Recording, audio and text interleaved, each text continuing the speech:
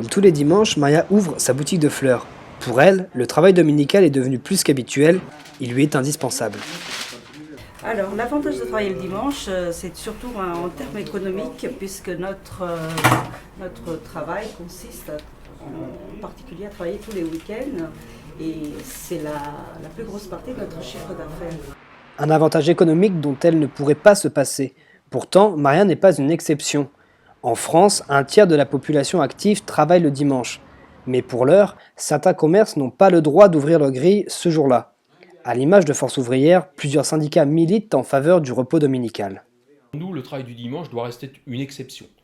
Et il est clair que le projet de loi de M. Macron tente à vouloir généraliser les ouvertures du dimanche. Voilà. C'est un projet de loi fourre-tout, puisqu'on y trouve le travail du dimanche, la réforme des prud'hommes, etc., etc. Et tout va dans le sens d'une libéralisation donc du travail du dimanche et, on va dire, d'inspiration libérale pour ce qui concerne les autres volets de cette loi. Mais de plus en plus d'enseignes ouvrent le dimanche, même sans autorisation. En témoigne l'affaire Sephora, les commerçants sont favorables à la libéralisation du travail. Pour cela, la loi Macron devra agir sur la législation en vigueur.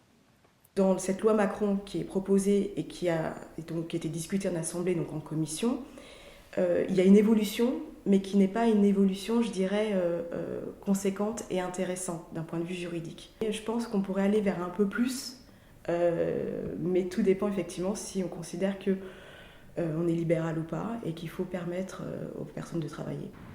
Pour rappel, le projet de loi soutenu par le ministre des Finances Emmanuel Macron est examiné depuis aujourd'hui à l'Assemblée nationale.